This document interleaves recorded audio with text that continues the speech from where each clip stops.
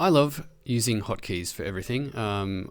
Most of the time I spend is video editing, so I use a lot of Control C, Control V, Control X. So if you're anything like me, you probably want to assign hotkeys to these Photoshop commands that are linked with Flix. Well, now you can do that in Flix 6.3.3. So I'm going to show you how to install those and assign hotkeys. The first thing you want to do is go into Flix and go to the preferences for Photoshop. And just make sure you've got the latest plugin installed for Photoshop. So I'm going to click install, and it's going to ask me for administrator privileges. If you don't have administrator privileges on your machine, then just speak to your IT administrator and they will be able to help you with this. When you install this plugin, you'll need to restart Photoshop. Okay, now that we're back in Photoshop, if I go up into this little hamburger menu here, you'll see that there's a new option, which is Enable Flix Hotkeys. So I'm going to click on that, and this is all really easy. It's done for you mostly. It tells you what's going to happen. So after you click OK, it's going to open up two windows. You're going to have to copy one folder into another folder and then restart Photoshop. It's really that simple. So let's test that out. These are the two windows that it pops up for you. This is a temp directory that the hotkeys folder gets copied into. So if you're like me and you want to work totally non-destructively, then I'll just copy that. But you can cut it and you can move it.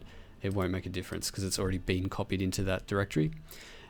And you're going to copy it into this folder, which is the scripts folder within Photoshop. So just to show you the file path, because it might be different on your machine. Mine is just in the normal sort of program files, Adobe, Photoshop, presets, and then it's in scripts.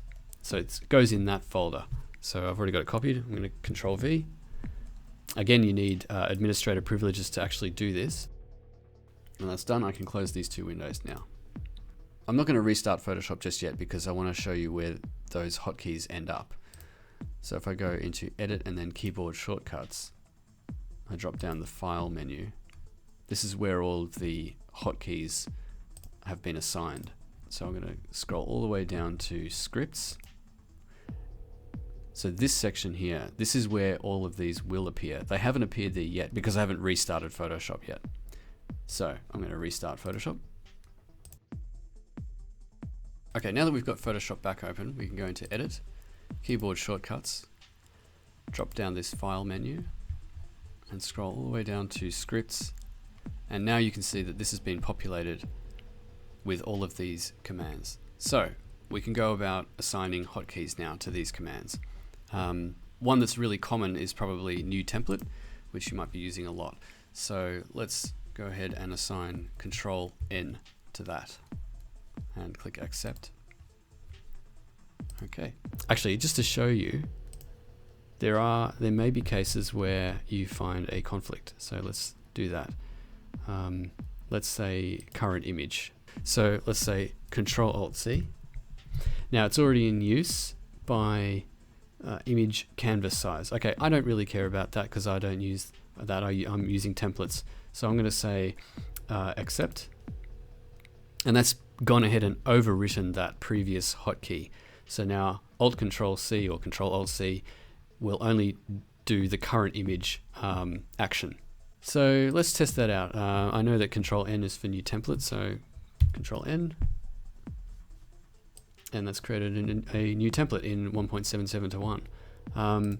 Just as a little test, I'm going to change the aspect ratio to something that I'm not using, 2.39 to 1, and do Control N again. And there we go. It's created a new template in that aspect ratio. If for some reason I forgot what my hotkeys were, I can go up to File, down to Scripts, and then here they all are. They're all listed there with the relevant hotkeys assigned to them. So if I wanted to click on that, it still creates a new template. And that's how you assign hotkeys in Photoshop. Very, very easy. Thanks very much for watching, and all of this will be in the documentation as well.